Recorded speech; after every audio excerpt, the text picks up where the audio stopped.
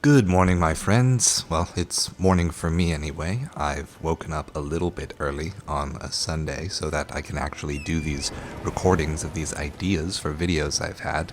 I know my original intention was to make a lot more content as I was playing the game when it had just come out, but that didn't really happen because life got a little bit busier with starting a new job, with the fiance and I realizing that our civil ceremony this year was actually planning a small wedding, so we had to pivot into actual wedding ceremony planning. So things have gotten a bit busier. However, I do still have a lot of topics about the game that I want to talk about, so let's just call these next few videos my smooth jazz Elden Ring discussion corner. And the first topic that I want to tackle is the question of whether or not Elden Ring is too big. And this has been actually a persistent point of discussion in the community as to why it's too big, what factors are going into it that makes it too big, and I can tell you right now that absolutely none of the reasons that people are claiming that the world is too big is actually to do with the size of the map or the relative distance that the player character has to travel in order to experience the full game. And I also don't think it's very relevant to playtime, because what I've been seeing, watching various streamers and online personalities play the game, is that they're clocking in their playthroughs at somewhere between 70 to 110 hours for their first completed playthrough that they show on screen at least, which absolutely surprised me because my first playthrough of the game took 170 hours, which was nearly double what I was seeing for most people. So I think the amount of time you put into the game is very much determined by the amount of time you choose to put into the game. How slowly are you exploring every nook and cranny in the open world? Do you have a system? Do you care about missing content or not?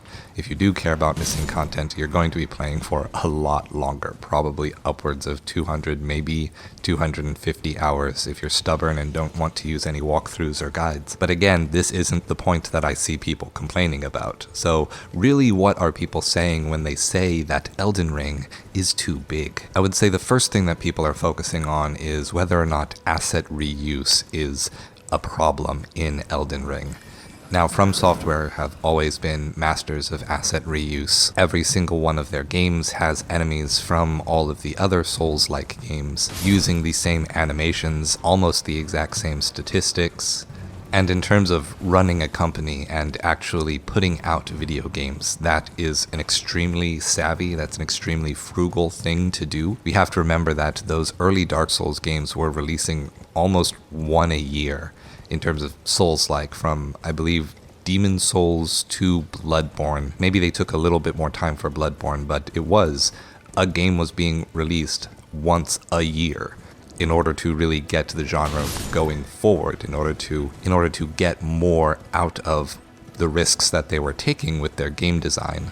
The only real problem with asset reuse is, does it create a repetitive feeling when you're playing the game? And real quick, I'm interrupting the video to thank our Dark Roast producer, Noah West, for supporting the channel over on Patreon. Thank you, Noah.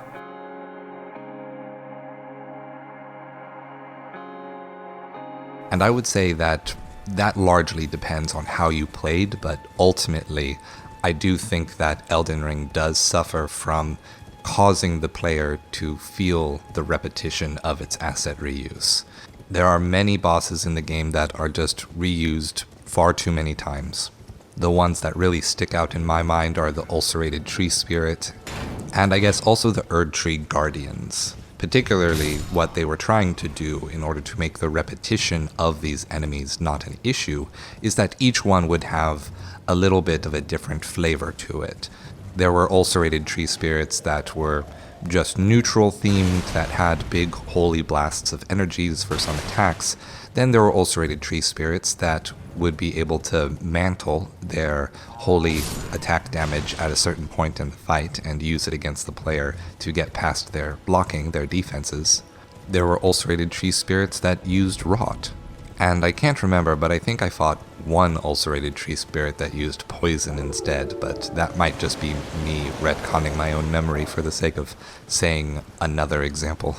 so don't hold that one as gospel. And of course, the Erdtree Guardians we would find pretty much all over the place, and I kind of felt like after I finished fighting the Guardians that were in Liurnia, most of the ones that I found were the version of the Erdtree Guardian that used Scarlet Rot. Beyond the reuse of the boss encounters, however, I would also say that as you go into each section, you would find a lot of reuse in terms of base enemy type. It would pretty much either be the standard peasant or knight enemies with a different set of armor depending on the region, the tiny vulgar militia enemies, demi-humans, or the ones who live in death. But overall, I think that the main sense of repetition when you're not fighting bosses comes from the fact that every area really does have its own version or its own amount of the enemies that you have seen in every other area.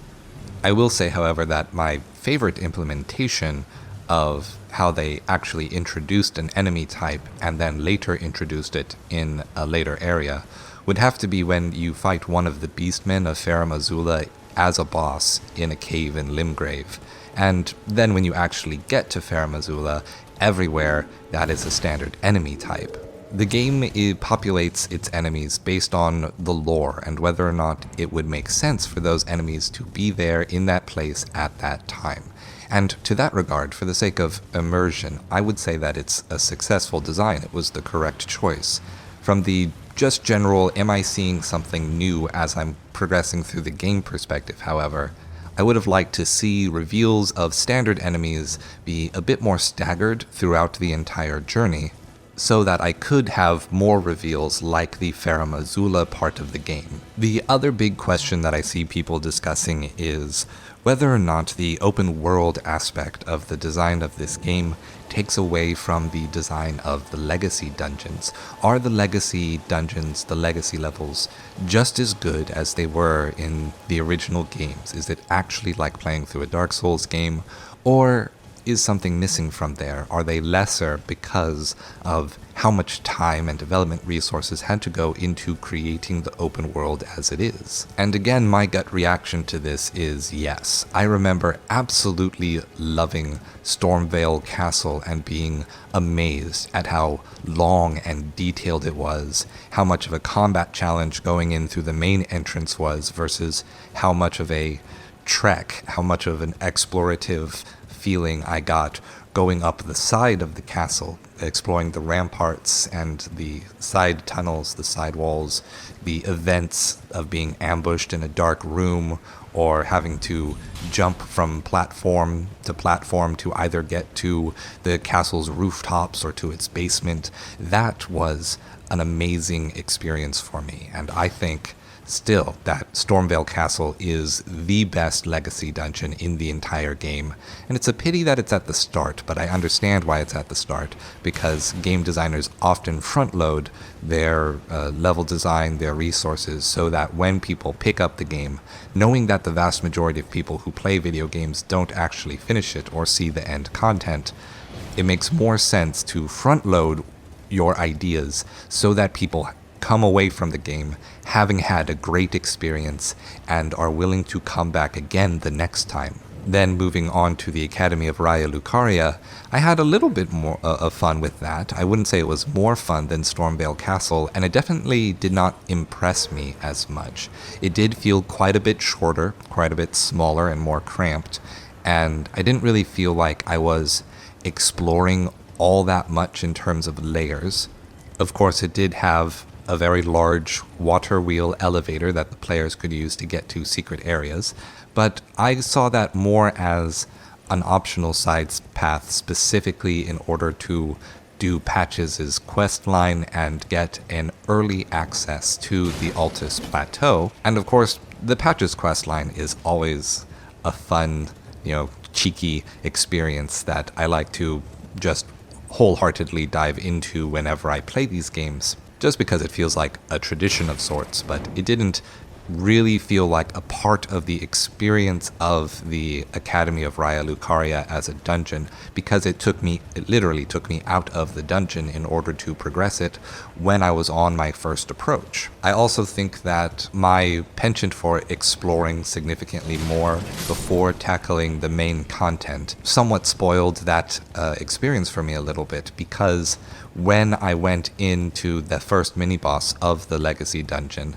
Radagon's Wolf, I had actually already fought one on the map in the same area in Liurnia. And so whereas my first experience fighting that big magic wolf in Liurnia was special because I had to figure out how to approach it to avoid undead enemies, how to get my summon out and which summon to choose because I wasn't a very high level yet, and then basically had to do quite a bit of dodging and getting on and off of torrent in order to dodge the magic. And it was a gameplay experience that I hadn't had before that fight on the world map because I needed to use my phantom, my ground attacks, and torrent all in the same fight. So it was very exciting. But then when I fought Radagon's Wolf in the academy as a boss, that was a less interesting fight because I had to do less in order to gauge with it. It was a much weaker version of the wolf I fought, and so because I had already learned it, I had already learned the fight that I needed to execute on in order to win, it didn't really leave that much of an impression. And then, of course, because I'm a madman, when I entered the final area of Raya Lucaria and I saw the slope that led right up to the main building, even though it drops a giant wrecking ball on top of you and tries to prevent you from looking at that as the way to approach, I immediately decided that that was the main way I was going to get to the castle, and I was going to figure out how to get past that wrecking ball. And, well, I didn't figure it out the right way. The way I figured it out was to hop onto the slope, jump off the side the first time the wrecking ball comes through, and then just book it to the door as fast as possible, trying to dodge when the wrecking ball actually collided with my character, and I was only successful maybe a third of the time. But I would just eat the hit, then keep running, and use that as my main pathway to the boss, to fighting Renala. So I actually had to come back to an earlier part of the level in order to experience what traveling along the rooftops and finding the other way into the main area that leads to Renala's boss fight and unlocking the door on the left path. I had to come back to all that at a later date to really see, like, okay, well, I didn't feel like this was much of a legacy dungeon. I feel like I kind of just ran through it even though I was fighting everyone as I did it. But I didn't feel like I needed to explore or figure out what to do or where to go at all. I knew where to go, and I was purposefully choosing to not go in that direction when I wanted to see other stuff. And really from there, the legacy content just didn't leave that much of an impression on me. I found every possible path into the Altus Plateau before actually going into the Altus Plateau, and because I was doing that and playing in that way, playing Ronnie's questline, I found a shortcut into the capital of Leyndell that didn't require me to ever experience actually going up through Leyndell and dealing with the reinforcements that try to prevent you from approaching. I just was immediately inside. Though come to think of it, there was one shortcut in that area that I never found a way to access before I progressed the game and turned Leyndell into the capital of Ash. Just a little door to the right after you descended a tower, after you entered from the direction of the tree sentinel horseback knight that you fight to approach from that direction the regular way. I actually found it really funny when I found the warp to that area because it basically accelerated so many of my quest lines in a way that was very confusing. And when I tried to go back out of the castle the other way, I hit a fog gate, and the fog gate said, "You're not allowed to walk into the boss fight from this side. You have to walk into the boss fight from the other side." And I was like, "Oh, okay, Dark Souls. Okay. You have fun." And so I just moved on. So now we're coming to the optional legacy dungeon content, the Halig Tree and Farah Mazula And on my first playthrough, I don't actually think I was giving these locations a fair shake. I was extremely frustrated at both of them, and I think that's maybe just because I had lost my patience for the game. I was getting to about 130 hours in. I had spent so much time just playing the game so that I wouldn't be spoiled by anyone or anything that anyone else was doing online. I think that was a little bit of the wrong way to approach it just because I'm not a really fast turnaround content creator. I think I do decently well, but if you're not doing this full time, then you're not a fast turnaround creator. Plain and simple. But yes, essentially for both Haligtree and Faramazula, whenever I found a combat challenge encounter that I thought was unfair or just frustrating, I ran past it. I pretty much just ran past most of the main challenges that I could when going through those areas the first time. Didn't really have the patience to look around or find a better route, plan out my attack, use projectile weapons to draw enemies. I was forgetting all of the basics in terms of how do you approach moving through a level in Dark Souls because I had grown impatient. And when returning to those areas at a later point after just doing some cleanup after I finished the game, and before starting a new Game Plus mode, I found that they weren't really as frustrating as I had made them out to be. It was just I was bashing my head against the wrong path when I could have chosen a different path to go, and by all means, of course, running past the enemies would mean you'd have more enemies than intended chasing you. What I should have done was just get good at fighting the Cleanrot Knights, but I didn't want to. And for Faramazula, the point where I hit real peak frustration was when I encountered the Crucible Knight, or the first Crucible Knight in that area.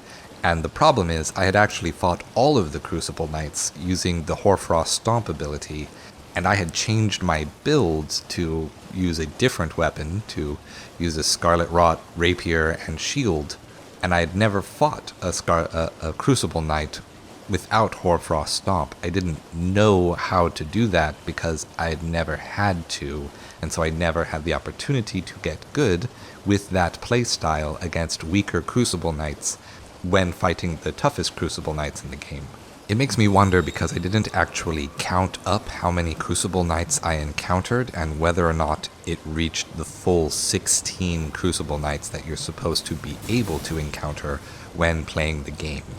I really hope there aren't Crucible Knights in the DLC. I don't like fighting them. They're really tough. So having just gone through my knee-jerk reactions to that question, I think the real linchpin of whether or not Elden Ring is too big as a game is to figure out whether or not playing the game in a linear way, not engaging with the open world, is still a satisfying and fun experience. If you played it like a traditional Souls game, where you mainly head forward along a wide but linear path from start to end, would it still be as fun? Would it still be a proper, enjoyable experience? Now, obviously, everyone's first game is going to be the one that they favor in terms of the Dark Souls games because it's going to be a memory and experience. It's going to establish the nostalgia for the feelings, the challenge, and the triumph that you had playing that game. Then every game afterwards is going to be an attempt at recapturing that spirit in a different way. And you should never go into each of these games with the expectations that they are going to be like the previous ones, even though the genre title is Souls-like.